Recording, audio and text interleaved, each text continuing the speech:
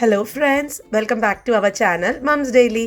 ഇന്ന് ഞാൻ വന്നിരിക്കുന്നത് നല്ലൊരു അടിപൊളി ചമ്മന്തി ആയിട്ടാണ്. നമുക്ക് ഇത് ചോറിനൊപ്പം ഈ ഒരു ചമ്മന്തി മാത്രം മതി, വേറെ ഒന്നും തന്നെ വേണ്ട. അത്രയും സ്വാദാണ് ഈ ചമ്മന്തി. എന്നാൽ ഈ ചമ്മന്തിക്ക് ഒരു സ്പെഷ്യാലിറ്റി കൂടിയുണ്ട്. നമ്മളിന്ന് ഈ ചമ്മന്തി ഉണ്ടാക്കുന്നത് പപ്പടം വെച്ചിട്ടാണ്. നമ്മളൊക്കെ ചിന്തിക്കും പപ്പടം വെച്ചിട്ടൊക്കെ എങ്ങനെയാണ് നല്ല ഒരു ചമ്മന്തി ഉണ്ടാക്കാമെന്ന്. പക്ഷെ നിങ്ങൾ തീർച്ചയായിട്ടും ഈ വീഡിയോ ഒന്ന് കണ്ടു നോക്കുക. അപ്പോൾ ഇതാ നമുക്ക് തുടങ്ങാം. അതിനായിട്ട് ഞാനിവിടെ ഒരു പാൻ വെച്ചിട്ടുണ്ട്.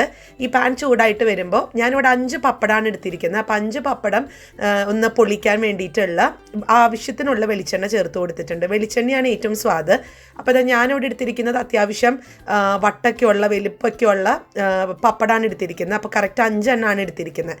അപ്പോൾ നമുക്കിത് മുഴുവനോട് കൂടെ വറുക്കുവാണെന്നുണ്ടെങ്കിൽ നമുക്ക് ഒത്തിരി വെളിച്ചെണ്ണയുടെ ആവശ്യമുള്ളതുകൊണ്ട് ഞാൻ അത്രയും വെളിച്ചെണ്ണ വെറുതെ വേസ്റ്റാക്കി കളയണ്ടല്ലോ. അപ്പോൾ ഞാനിത് ചെറുതായിട്ട് ഇതുപോലെ ഒന്ന് കുഞ്ഞു കുഞ്ഞു കഷ്ണങ്ങളൊക്കെ ആക്കി കീറിയിട്ടാണ് ഞാനിതൊന്ന് വറുത്തെടുക്കുന്നത്.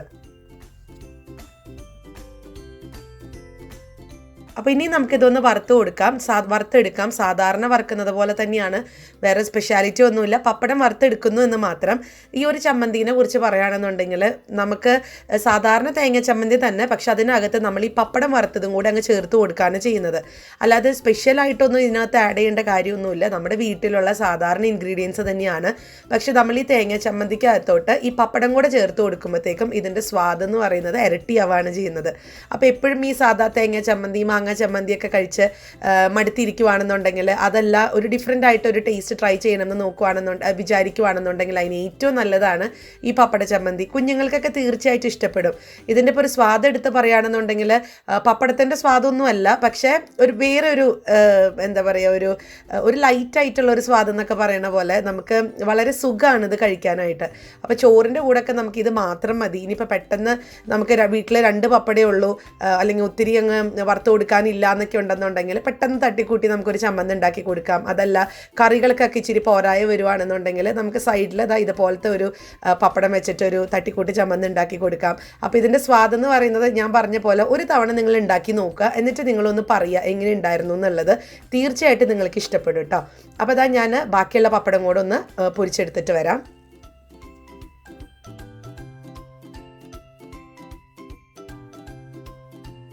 അപ്പോൾ പപ്പടം എല്ലാം നമ്മൾ വറുത്തെടുത്ത് കഴിഞ്ഞു. ഇനി ഇതിനകത്തോട്ട് തന്നെ ഈ വെളിച്ചെണ്ണയ്ക്കകത്തോട്ട് തന്നെയാണ് ഞാൻ ഒരു 5-6 ഉള്ളിയാണ് ഞാൻ ആദ്യം ഇട്ടത്. പക്ഷെ അത് ഇച്ചിരി പോരാ എന്ന് തോന്നിയതുകൊണ്ട് ഞാൻ എക്സ്ട്രാ ഒരു 4-5 ഉള്ളിയും കൂടെ ചേർക്കുന്നുണ്ട്. അതായത് മൊത്തം ഒരു 10 മുതൽ 15 വരെയുള്ള ഉള്ളി ചേർക്കാം. ചെറിയ ഉള്ളിയാണ് ഏറ്റവും സ്വാദ്. ചെറിയ ഉള്ളി ചേർക്കുന്ന ഒരു സ്വാദ് കൂടും നമ്മുടെ കേട്ടോ ഈ ചമ്മന്തിയുടെ. പിന്നെ ഇതിനകത്തോട്ട് ഇത്രയും വലിപ്പമുള്ള ഒരു ചെറിയ കഷ്ണം ഇഞ്ചി ചേർക്കുന്നുണ്ട്. ഇനി നിങ്ങൾ എടുത്തിരിക്കുന്ന വെളിച്ചെണ്ണ കൂടുതലാണെന്ന് തോന്നുവാണെന്നുണ്ടെങ്കിൽ അത് മാറ്റാം കേട്ടോ. അപ്പോൾ അതൊക്കെ നമ്മുടെ ഇഷ്ടത്തിനാണ്. ഇപ്പോൾ ഞാനിവിടെ എടുത്തിരിക്കുന്ന വെളിച്ചെണ്ണ ഇച്ചിരി കൂടുതൽ തന്നെയാണ്. അപ്പോൾ ഞാനത് മാറ്റുന്നുണ്ട് അവസാനം, കാരണം ഇത് മുഴുവനോട് കൂടെ ഒന്നും ഞാൻ ഉപയോഗിക്കുന്നില്ല എന്തായാലും. അപ്പോൾ നമുക്കിതാ ഉള്ളിയൊക്കെ ഇതിൻ്റെ ഒരു നിറം മാറുന്നത് വരെ ഒന്ന് ഇളക്കി കൊടുക്കാം. ഉള്ളിയുടെ നിറമൊക്കെ മാറി വന്നിട്ടുണ്ട്. ഇനി ഒരു സമയത്ത് നമ്മുടെ എരിവിന് ആവശ്യമായിട്ടുള്ള ഉണക്കമുളക് ചേർത്ത് കൊടുക്കാം. ഞാനിവിടെ ഒരു 6 ഉണക്കമുളകാണ് ചേർത്ത് കൊടുത്തിരിക്കുന്നത്. ഞാൻ എടുത്തിരിക്കുന്ന ഉണക്കമുളകിന് വലിയ എരിവൊന്നും ഇല്ലാത്തത് കൊണ്ടാണ് 6 ചേർത്തത് കേട്ടോ. ഇനിയിപ്പോൾ നിങ്ങൾ എടുക്കുന്ന മുളകിന് എരിവുണ്ടെന്നുണ്ടെങ്കിൽ 2-3 ചേർത്താൽ മതിയാവും.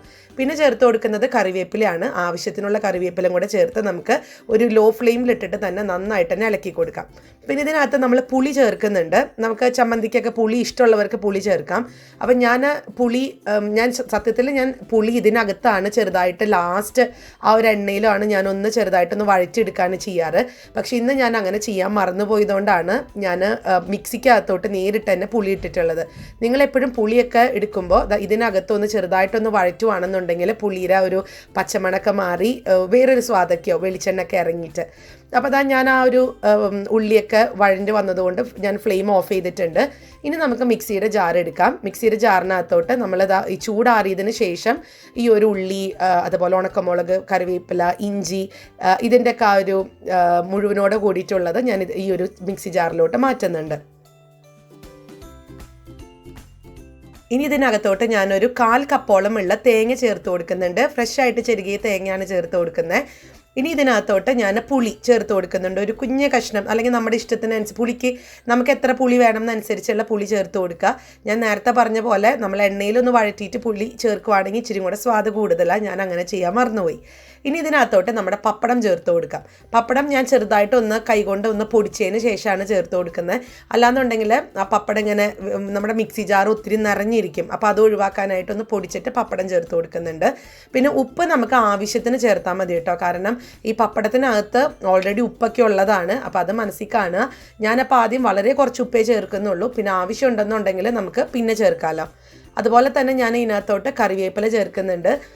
കറിവേപ്പില നമ്മൾ ഓൾറെഡി ചേർത്തതാണ് എണ്ണയിൽ, എങ്കിൽ പോലും കറിവേപ്പിലയുടെ ഒരു ഫ്ലേവർ മുന്നേ കിട്ടാനായിട്ട് ഇച്ചിരി കറിവേപ്പിലും കൂടെ ചേർക്കുന്നുണ്ട്. ഇനി അത്രയേ ഉള്ളൂ. നമുക്കിതൊന്ന് മിക്സിയിൽ ഇത് അടിച്ചെടുത്തിട്ട് വരാം. നമുക്കിതിനകത്ത് വെള്ളം ഒരു തുള്ളി പോലും ചേർക്കേണ്ട കാര്യമില്ല. അപ്പം ഞാൻ ഒന്ന് അടിച്ചെടുത്തിട്ട് വരാം.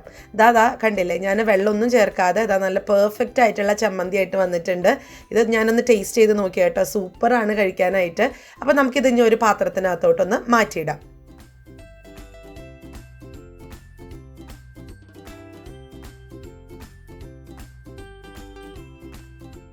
അപ്പം നമ്മുടെ ചമ്മന്തി റെഡിയാണ്. ഇനി ഇതിനകത്തോട്ട് നമുക്ക് 1 ടീസ്പൂണോളമുള്ള വെളിച്ചെണ്ണ ചേർത്ത് കൊടുക്കാം. 1 1.5 നിങ്ങളുടെ ഇഷ്ടത്തിനനുസരിച്ച് ചേർത്ത് കൊടുക്കുക.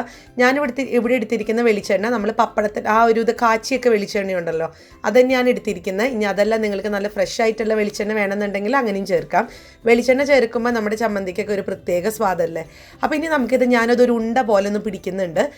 അങ്ങനെയൊക്കെയാണ് സാധാരണ നമ്മുടെ വീട്ടിലേക്ക് അമ്മച്ചിമാർ കാണിക്കുന്നത് കണ്ടിരിക്കുന്നത്. അത് എന്തിനാണെന്ന് ചോദിച്ചാൽ എനിക്കറിയത്തില്ല. പക്ഷെ അത് കാണാനൊക്കെ നല്ല ഭംഗിയാണ്, നല്ല ഉണ്ടയായിട്ടിരിക്കുന്നത് കാണാം. അപ്പോൾ അതുകൊണ്ട് ഞാനും അങ്ങനെ ഒന്ന് ചെയ്യുന്നുണ്ട്. അപ്പോൾ അതാ ഞാനിങ്ങനെ ഉണ്ടയാക്കി എടുത്ത് വന്നിട്ടുണ്ട്. നമുക്കിതിൻ്റെ മേലെ ഇപ്പോൾ ഒരു ഗസ്റ്റൊക്കെ വരുമ്പോൾ സെർവ് ചെയ്യണമെന്നുണ്ടെങ്കിൽ നമുക്ക് ഇതിൻ്റെ ആ ഒരു സെർവ് ചെയ്യുന്ന സമയത്ത് നമുക്ക് അല്പം വെളിച്ചെണ്ണ ഒഴിച്ചു കൊടുക്കാം. കറിവേപ്പിലൊക്കെ ഒന്ന് മേലൊന്ന് തൂവിയൊക്കെ കൊടുക്കുക. അതൊക്കെ നമ്മുടെ ഇഷ്ടമാണ്. അപ്പോൾ ചോറിൻ്റെ കൂടെ ഈ ഒരു ചമ്മന്തി മാത്രം മതി കഴിക്കാനായിട്ട്. ഞാനിന്ന് ഈ ഒരു ചമ്മന്തി മാത്രം കൂട്ടിയിട്ടാണ് കഴിക്കുന്നത്.